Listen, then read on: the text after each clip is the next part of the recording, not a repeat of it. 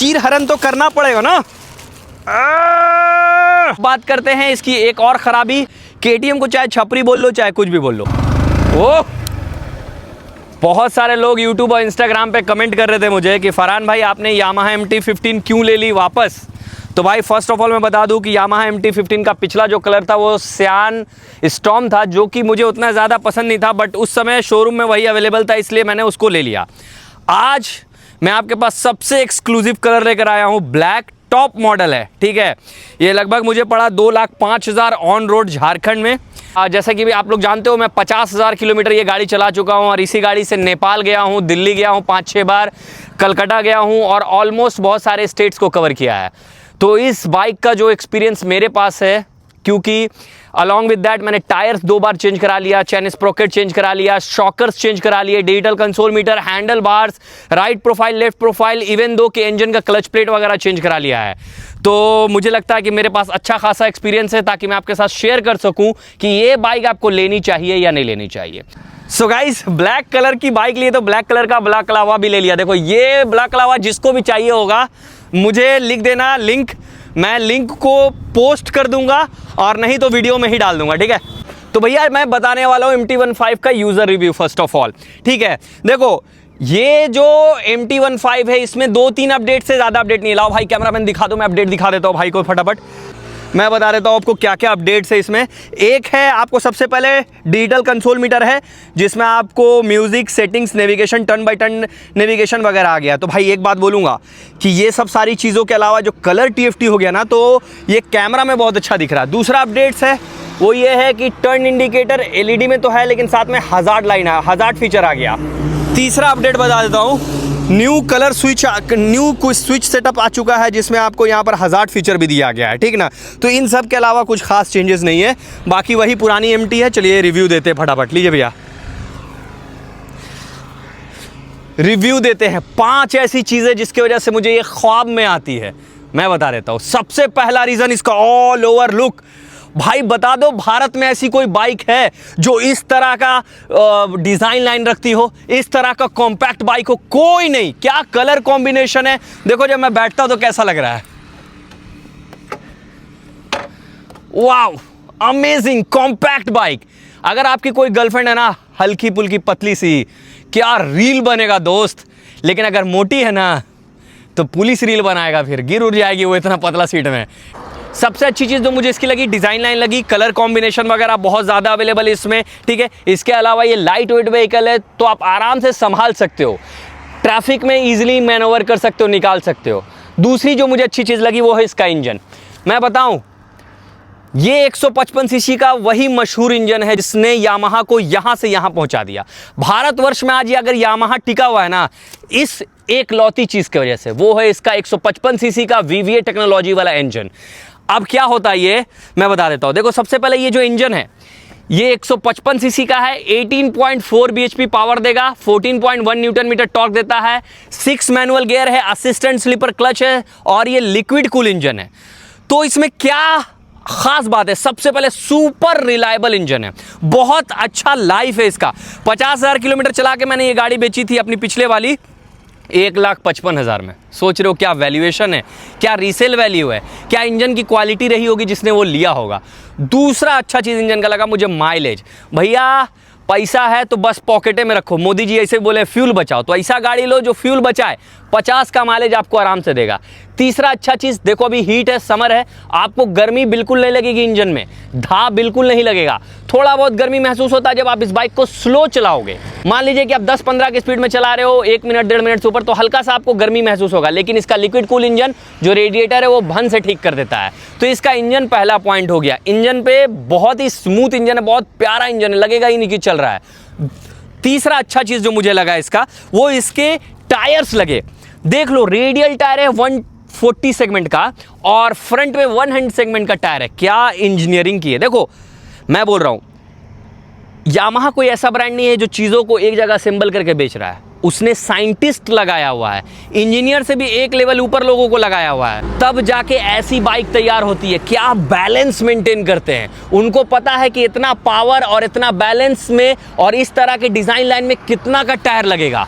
भाई इसकी कॉर्नरिंग है यार, ये नेकेड होके भी बड़ी बड़ी गाड़ियों से अच्छा कॉर्नरिंग करता है। क्या स्टेबिलिटी है कॉर्नरिंग में।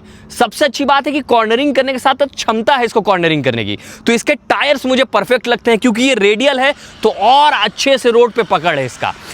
चौथा चीज जो मुझे अच्छा लगता है, इसका डुअल चैनल एबीएस। और यहां पे बात खत्म नहीं हो जाती है, इसमें ट्रैक्शन कंट्रोल भी है। मतलब कि अगर दोनों व्हील आपस में, मान लीजिए कि देखो, अब जान लो ये व्हील तो कोई चीज से अटैच नहीं रहता है। एक्चुअली अगर देखोगे तो चेन ड्राइव इस व्हील में लगा रहता है, तो यही व्हील ज्यादा स्पीड भागता है। तो अगर कभी ऐसा हुआ कि रेयर व्हील ज्यादा स्पीड भागने लगा तो टीसीएस पावर कट कर देता है इन सेंसर के द्वारा, और दोनों व्हील का जो स्पीड है बराबर कर देता है। ये हो गया पहला। दूसरा, अगर गाड़ी फिसल रही होती है तो ट्रैक्शन कंट्रोल उसको काबू में लाता है। तो ये आपकी सेफ्टी के लिए बहुत अच्छा है टीसीएस। अब बात करते हैं डुअल चैनल एबीएस, इसका काम कैसा करता है। देखो, इस वेट रेशियो और इस पावर को संभालने के लिए इन्होंने जो डुअल चैनल एबीएस और टीसीएस दिया है, लाजवाब बेहतरीन इसका ब्रेकिंग है, सुपर है। देखो आज भी मैं केटीएम एडवेंचर चलाता हूं, ठीक है, लेकिन मैं जब आज भी इसको चलाता हूं ना, तो जो इसका बाइट है ब्रेक का, वो आपको फील होगा, क्योंकि बाइब्रेक के कैलिपर्स हैं, तो कैलिपर बहुत अच्छा है। तो ब्रेकिंग मुझे बहुत पसंद है। पांचवा चीज जो मुझे अच्छा लगता है वो है इसका यूएसडी, गोल्डन यूएसडी। ठीक है, गोल्डन यूएसडी क्यों पसंद है? पहला बात तो कलर कॉम्बिनेशन अच्छा लगता है इसके साथ। दूसरा बात, ये हाथ में झटके नहीं लगने देता है, ऐसे ऐसे नहीं फील होगा। तीसरा बात, इसी गोल्डन यूएसडी का बता रहा हूं, आप स्पीड में ना स्टेबिलिटी देखोगे, बहुत सॉफ्ट सस्पेंशन जिस गाड़ी का रहता है ना आगे में, वो स्टेबल नहीं रहेगा स्पीड में, वो हिलेगा। आप कॉर्नरिंग पे N160 RS200 को देखना, उतना स्टेबल नहीं रहता है जितना यूएसडी वाली गाड़ी जो स्टेबल रहती है। ठीक है, एक और चीज़ भाई, इसको दिखा देना, पास से स्टार्ट करके दिखाना पड़ेगा, जो मुझे उधर से आगे से दिखा देना, फ्रंट से, जो मुझे पसंद है इसका। भाई क्या देख रहे हो, देखो प्रोजेक्टर लाइट और एलईडी डीआरएल। प्रोजेक्टर लाइट बहुत ही अच्छा थ्रो देता है। मैंने इसको लगभग 3 साल चलाया, पिछला वाला वर्जन को, कहीं भी मुझे लाइटिंग का इशू नहीं हुआ। मैं नेपाल के रात के अंधेरे में बाइक चलाया हूँ, लाइट इशू नहीं दिया मुझे, लाइट एकदम परफेक्ट है MT-15 का। हाँ, ये बोलूँगा कि बहुत ज़्यादा अगर स्पीड में राइड करते हो रात में, तो आपको अलग से फॉग लैंप लगाने की ज़रूरत है। एक और चीज़ दिखा देना भाई, 0.5 पे कैमरा कर दो, आ जाओ इधर, देख लो भाई, सील तोड़ रहा हूँ। आहा, TFT कलर कंसोल मीटर है, जिसमें सारा इंफॉर्मेशन, ABS, ठीक है, यहाँ पर हीटिंग, यहाँ पे इंजन माल फंक्शन, इंडिकेटर का साइन, न्यूट्रल का साइन, अपर बीम लोअर बीम, सब कुछ दिया गया है। इसके अलावा इंस्टेंट फ्यूल इकोनॉमी, ठीक है, average fuel economy, average speed, trip timing, odometer, यहाँ पर स्पीड बताएगा, यहाँ पे TCS बताएगा, इस जगह पे फ्यूल गेज है। और देख लो यहाँ पे, इस जगह पे देखोगे music control, navigation, notification, weather और सेटिंग्स। ये सारी चीज़ों के अलावा, ये सब तो चीज़ें देखो बहुत यूज़फुल है, जो MT-15 में पहले वाले वर्जन में नहीं था। लेकिन आप बताओ कि इन सब चीज़ों के अलावा एक चीज़ मुझे दिल से पसंद आता है इस कंसोल मीटर का, और वो है कि जब आप ब्लॉगिंग करोगे तो कितना शानदार दिखेगा, ये कितना क्रिस्पी दिखेगा। और सच बताऊँ, भले मतलब बहुत देर में अपडेट लाता है यामाहा, लेकिन यामाहा की हर एक चीज़ में क्वालिटी होता है। पार्ट्स भले महंगा मिलता है, लेकिन क्वालिटी जो क्वालिटी देता ना यामाहा, मुझे नहीं लगता कि कोई और बाइक अभी दे पा रही है। तो ये तो बात हो गई भाई मीठा चीज़ का। अब बात करते हैं थोड़ा तीखा चीज़ पे। अब इसको पेलम पेल करते हैं, देखते हैं कि कितना बुराई है इसके अंदर। अब बुराई कर रहे हैं तो चीर हरण तो करना पड़ेगा ना।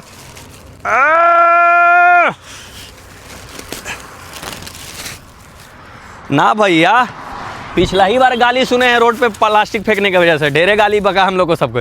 तो चलो गाइस, सब स्टार्ट करते बुराई। भाई पास लेके आ जाना थोड़ा। यामाहा MT-15 ये सीट दे रही है भाई। पहला तो मुझे सीट का बुराई लगता है, देखो सीट का बुराई नहीं लगता, लेकिन अब इसलिए लग रहा क्योंकि 1000 लोगों ने कमेंट कर दिया, 1000 लोगों ने ईमेल किया, लेकिन यामाहा नहीं सुधरी है। देखो कितना पतला परत है, पापड़ बना रहे हो क्या? ये सीट है भाई, लोग बैठेंगे इस पे। मेरी गर्लफ्रेंड बैठती, गाली बकती दिन भर। गाड़ी वही बेचवाई है, दोबारा लिए हैं बहुत मुश्किल से। सीट सही करवाओ, अब मुझे आफ्टर मार्केट लगाना पड़ेगा। पहला तो हो गया कुशनिंग खराब है, दूसरा चौड़ाई कम है, तीसरा लंबाई भी कम है। तो सीट ऑल ओवर फैमिली के लिए नहीं है, मैं सच बता रहा हूँ। हाँ, अगर आप मतलब इकलौता हो, जॉब वॉब करते हो, आपको फन टू राइड बाइक चाहिए तो ये बेस्ट है, ठीक है। दूसरा बुराई मुझे जो लगता है वो पीछे से, ये सारी बुराई इसकी पीछे से। इधर आ जाना भाई, थोड़ा दिखा देना भाई।